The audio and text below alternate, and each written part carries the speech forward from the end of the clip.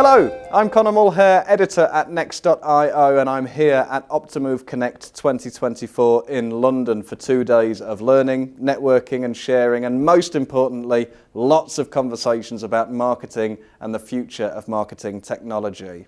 And now I'm very pleased to be joined today by two of the superstar speakers from this year's conference. They are CEO and founder of Optimove, Mr. Pini Yakuel, and Chief Strategist at Google, Mr. Neil Hoyne. Gents, thank you very much for joining me.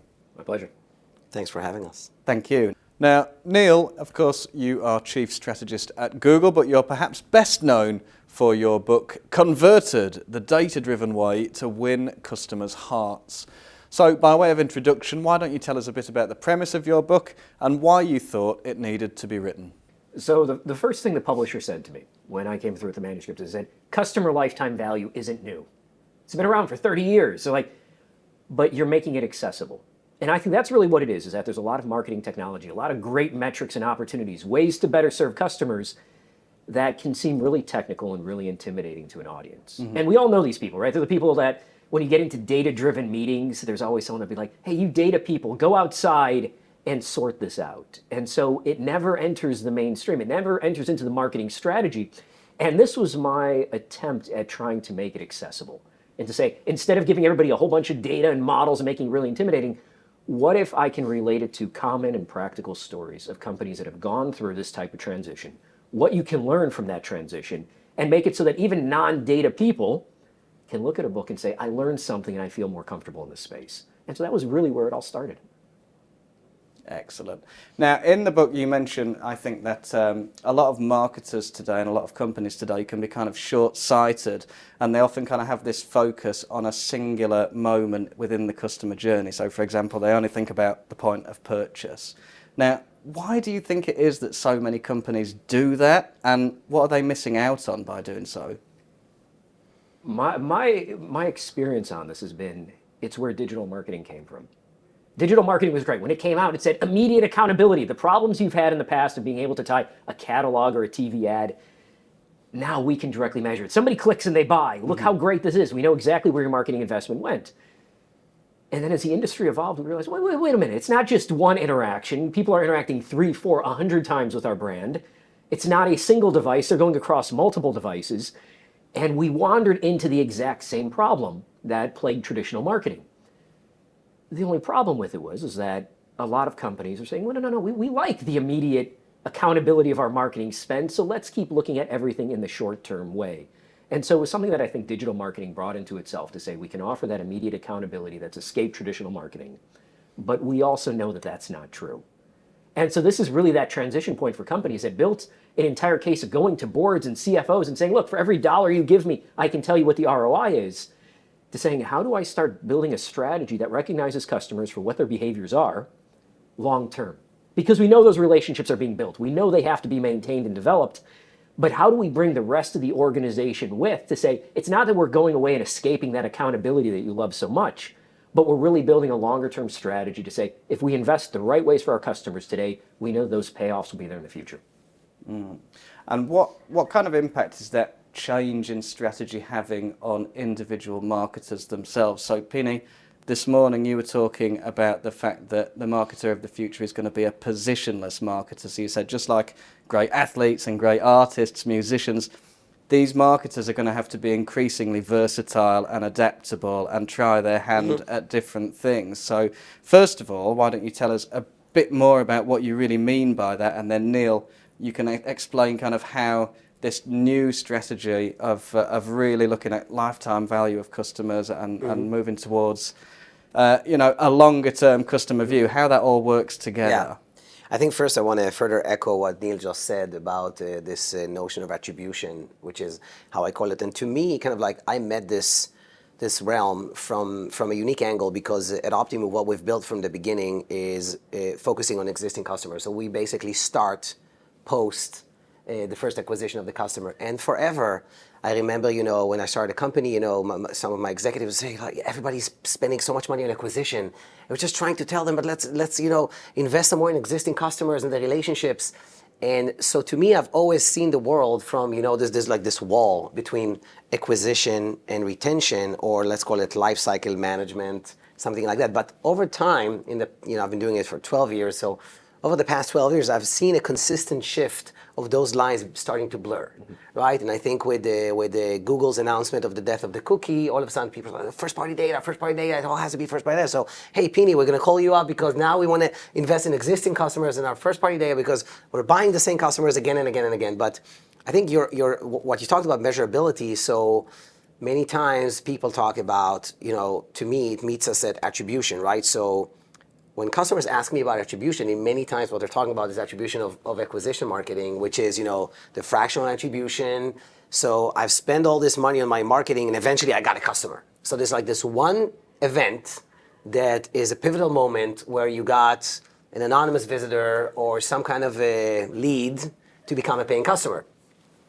So I'm saying, guys, that's just like one thing. Then when they become a customer, what I'm doing is I'm engaging with that customer, and my ability to measure, I'm not just measuring one conversion, I'm measuring a relationship. So there's a little bit of a fun, a bit of a crass analogy. So I want to apologize, but it's like we always make the analogy of like Tinder versus couples therapy, right? So the Tinder is the acquisition, right? It's just one thing that happens in couples therapy because we always need, speaking of incrementality, measuring test versus control, trying to always see, to your point about they want to see it. So we find it very struggling when customers say like, hey, I sent an email and now they click it and I see on Google Analytics how much they bought. We're saying, wait, but half of these customers are VIPs. They're buying every other day. Yep. They're It's incremental. Is it incremental? But I'm astonished by how we're seeing more and more marketing teams starting to speak incrementality, but still it's very hard to persuade them to believe a number that they don't see in Google Analytics, right? A number that it's a simulated number, essentially. It's not a real number, right? It's like what would have happened if everybody would have behaved just like a control group. So that's kind of like my thoughts on that very same subject. No, it is exactly that. And the metaphors actually work incredibly well because when people think about their customers almost in the same scope of personal relationships, imagine how bizarre it would be. And I make this joke early on in the book that you go into a bar and you say, well, my goal, my metric is people that accept a proposal to get married. Right. And then that forces you to just go from person to person saying, will you marry me? No. Okay, wrong place. You're a bot. And then you go to the next person. And then you celebrate at the end of the night, you're like, I got 2% of people to say yes to me. And then what happens the next day? Well, we just go on and we get more proposals. And how tiring that must be as opposed to saying, what happens if you build a relationship? Right. Because we do that every day. And even with cookies, how bizarre is it if we're all having this conversation and then the next day I completely forget about you. You're like, oh, we talked yesterday. We had a great conversation, a great relationship. Say, oh, sorry, I deleted my cookies. I lost you. Let's start this all over again. And so this is just part of that evolution that marketers are going through. Yeah, and Neil, I think you argue in your book that one of the most powerful and important things that marketers can do is to kind of build their business around their best customers. Now, I want to take you back to basics a little bit and just ask how you would define that. How do you identify your most valuable customers and make sure that you're serving their needs first and foremost? I think the first step of the process is recognizing that those customers exist and that those customers have inherent attributes as to how they behave that makes them these great customers. And I bring that distinction up because a lot of marketers have this, it's almost this inspiring sense of optimism that any customer with enough time and enough love and enough attention can be their very best customer. And I like to play around with a personal analogy of saying, if any of your friends ever come over and say, I met the perfect person, I just need to change them first. That's going to set off red flags. Be like, no, go find that perfect person first. And that's where a lot of lifetime value starts, is recognizing who are the best people for your business. And you're looking at that, not only the value that they're going to bring, the profit they're going to bring, but also the amount of cost, the time and attention that it takes to service that customer. Together, that brings you to that understanding of lifetime value, which is to say, who are the most profitable customers for my business going to be long term? So not a single interaction, but over time, who are those people? Then you get to that next question. Why? Why are they so compatible? Why do they love you, and what do you do with that information? And also at the same time, you may look, if you're a little bit more, let's say, glass half empty, you may say, who are all of our worst customers? And what are we doing to bring those people in? The people that aren't going to buy, that are only going to wait for promotions and discounts. How do we make sure that we're spending our time and attention on those people that will come back and not those people. They have a very scientific term even for some of them, zombie customers, that only come alive when we give them a promotion so great that we lose money, but they feel like they win. And so once you have that realization, then you start building that business to say, what's that understanding? How do I reach these people? How do I target them? How do I build creatives and messages that allow me to service the people that have that natural fit with the products and services that I already have? That's the marketing lens. And what we see now with marketers is even more inspiring, which is they're saying it doesn't end with marketing either. If we have this data and we understand what our best customers are buying and what they're going to continue to buy, we can go back to product and we can say, this is what you build. And you can figure almost that pyramid flipping. Originally, product builds whatever they build and they send it over to marketing and say, push as many units as you can out there. To now saying, no, marketing, we have that connection with our customers, what they're willing to buy. Let's go the opposite way and say to product, this is what our best customers need in order for us to continue to grow. And so you see organizations using lifetime value to move from a product-centric culture, take whatever and push it out to as many people and as many channels, to a deliberate customer and relationship focus, which is let's figure out how we message our customers, what we say to them, what they want to buy, and make sure we have the products and solutions that match their needs. And it's a fundamentally different way of thinking, but why marketers love it is because now they're in control over that customer base. It's not where they have to feel apologetic to say, well, this is what we built, we hope you enjoy it. But to be able to go the other way, to say we are the gatekeepers of the most valuable asset of our business, our customers. Now we can help inform other parts of our organization about what they need to build and develop to make these products more successful. Yeah. And it seems to me it's a natural conversation to have in terms of retention, because we're talking about existing customers and identifying our best customers. But can you kind of leverage those insights then after you've measured and analyzed all that? Can you use that to acquire new customers who are in the same mold as your existing best customers? Yeah, absolutely. And this is where, going back to that Iron Man analogy, AI fits into it, is that a lot of people think AI is going to do all the work for me. I'm going to be out of a job. In reality, AI is going to accelerate what you're already doing. So if you're a short-term marketer, all your data is around, what do I say to people at that moment? If I'm proposing to all my customers, what's the best proposal I can offer? But on the other hand, if your strategy is to build relationships, you're going to have different data. You're going to have different marketing objectives. You're setting the company in a different direction, which AI is going to be primed to accelerate even further. But AI will never tell you a complete strategy shift. This is up to the marketer, to the leadership. And that's the direction that's all going, is that companies will be able to make these transitions to do more with their data, more with their customers, with the technology that's coming out than ever before. Yeah. And Pini, in terms of Optimove's client base and the customers that you work closely with, are you seeing this more and more? What percentage of your clients do you think are becoming these positionless marketers? Yeah, so trying to tie everything together. When Neil talked about kind of like the best customers, I remember like when I just got started, I got this database of a home decor retailer, right? And I started to analyze. I did some product analysis, right? And you got the top 10 products, top 10 categories, things like that. Then I looked at the VIP customers, and yeah, you see people spending, gigantic amount of money. And so, oh my God, you got like the Pareto law is like really showcasing here. So that's nice. And then I kind of like looked at the products they're buying, and the lists did overlap, like top 10 products overlap, but not entirely. So a few products in the top 10 that the VIPs were buying were probably maybe products that on a business level you should maybe get rid of. But now when you go back to merchandising and tell them, hey guys, this product you want to get rid of, it's actually really loved by our VIPs. Yeah.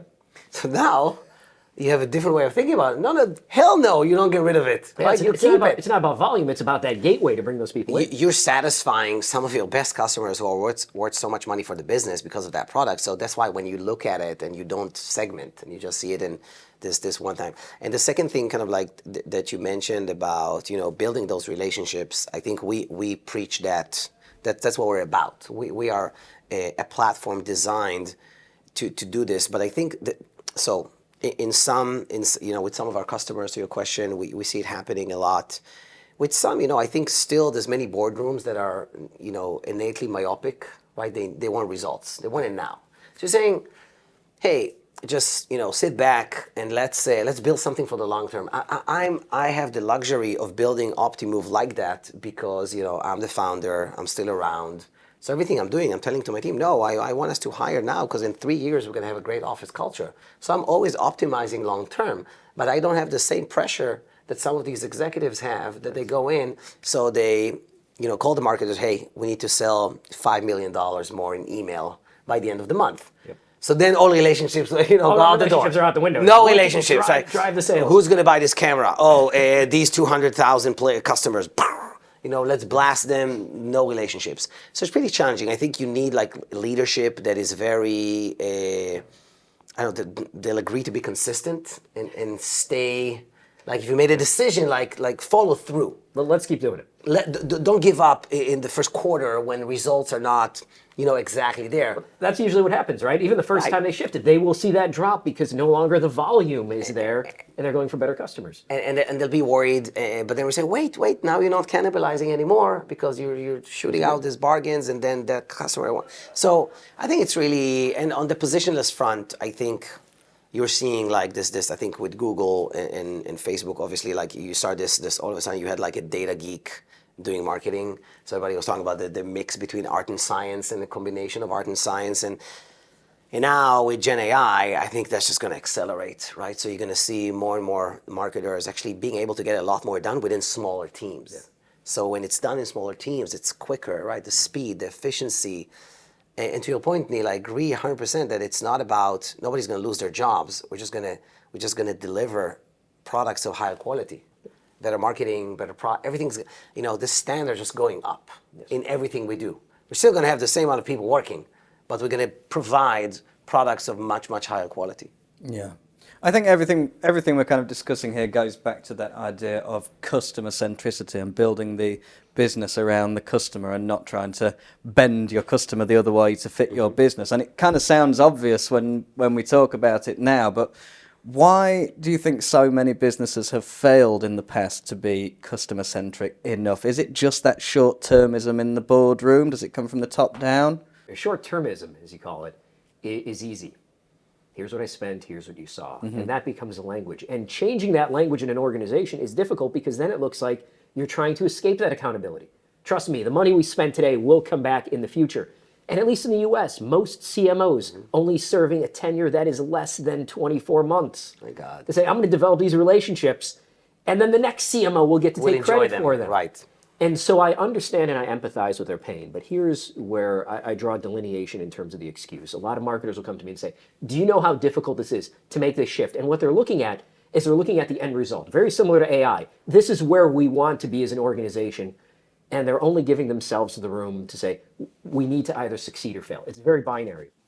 To which I say, see if you can make progress towards that goal. Instead of saying the ultimate goal is to move from short-term to long-term metrics, almost like you flip a switch and now all of a sudden your KPIs change. Can you take steps that are deliberately more customer-centric today than what you did yesterday? And I joke about this at times. My wife hates this, but I'll bring this up anyways, and then people will listen to this and they'll hate it. But I joke sometimes that I'm not the best person for her. I'm just the best person she's found so far. I bet she does hate that. I love that because on the consumer expectations, the consumers, even though they may talk about finding the perfect company, they don't find the perfect company. What they want is the best company given the consideration set that they have, given the options that they have, best place to travel, not a perfect place, but the best out of the areas that I was considering with the budget that I had.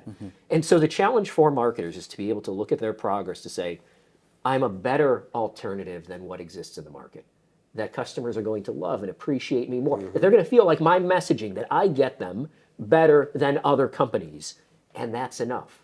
And so it takes off a little bit of that pressure to say, not everything you have to do has to be based around AI or lifetime value, but we want to highlight the opportunity to say, this is out there. These tools are difficult, but if you can make progress with it, you will be able to better connect and understand your customers. You'll be able to deliver better products, better messaging, better creatives. You'll know what data to capture and what questions to ask because you're thinking about where you want to go long term and not insisting that everything be met today, that you're going to do everything right. You're just getting there slowly, step by step. I think it's, wow, I have 1,000 thoughts right now, but everything you said just resonates so much with me. I call it kind of like the all or nothing approach, right? Yeah. So a few thoughts, right? So as an example, right, being a software vendor, many times, like we pitch, right? We're selling to clients. So we're showing them capabilities and they're saying, and let's say and they're asking us all of these sophisticated questions. So if we tell them that we can go to the moon, they ask like, yes, but can you get to the sun? And then like when you unpack it and you ask them what they're doing, you realize they're riding a donkey right now. So I'm like, why are you asking me, like, if I'm telling you I'll take you to the moon, why are you asking about the sun, where right now what you're doing is so much far behind? So that's something that, but it's kind of like human nature. Like I do it myself when somebody pitches to me. So I'm not to say that it's kind of like human nature, because you want to explore. But I think that it also, I find it very, what you said, Neil, very much connected to the notion of agile development. Yes. So basically, the understanding that slow, gradual progression, and speaking of athletes and basketball and the same thing, that's one of the main teachings from these people, even like Tom Brady talks about it a lot. So it's like this every day, the slow, gradual motion and movement towards that place is something that many, especially organizations, when they get big and political, it's very hard for them to manage, as opposed to like an individual athlete, right? Yeah. If you work on yourself, it's very intuitive for you to do. Yeah, today I'm going to run 1K, tomorrow I'm going to run 1.2K, I'm going to eat better today, tomorrow I'm going to stay hydrated.